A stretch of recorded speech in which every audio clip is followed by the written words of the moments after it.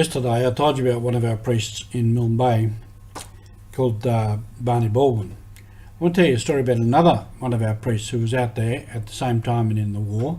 His name was George Vincent Taylor, a famous man. This is Roger, you're with MSC Mission Office and you are with Mission Alive. At that time when the Japanese were invading Papua New Guinea, and they were heading down towards Milne Bay because they wanted to come around and capture Port Moresby and so secure the Torres Straits. And the superior at the time was Father George Vincent Taylor, who was a strong man, a strong character.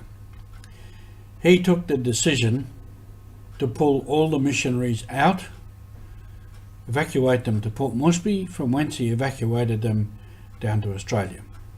This was controversial because the mission there had only started in 1934 and we hadn't been there before because of, as I've mentioned before, the historical thing of the spheres of influence set up by the government. But Bishop Alain de Beaumanoux had always said he would go into any area where he was invited or the church was needed.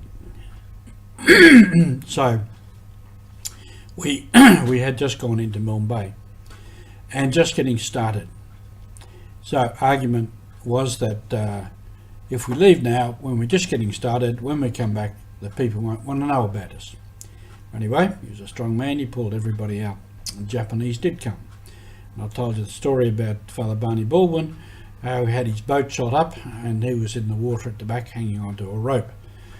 Now I only met Father Taylor when he was an old man.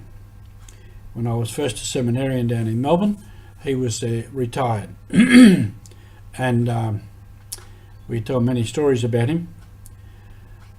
And at that time, he was an old man, he kept saying, every now and again he would say, I made the decision to pull everybody out. Don't know if it was the right decision. And I used to often think, man, what a pity, after all these years he's still not convinced he made the right decision. But that's what he did. And all the missionaries survived. Even Father Baldwin survived, getting shot up. And after the war, when we went back, the people were happy to see us.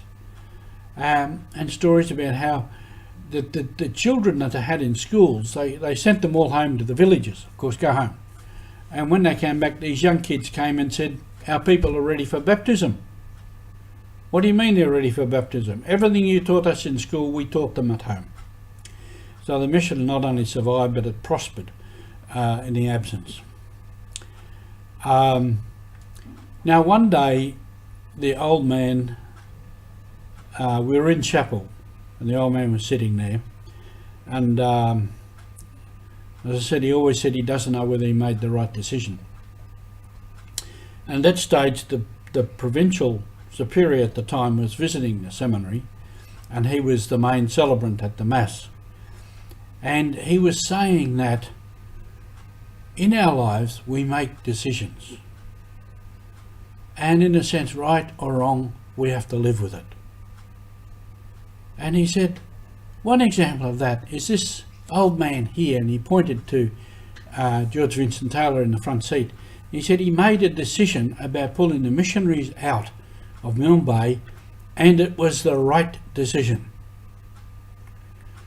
The old man sat there and cried.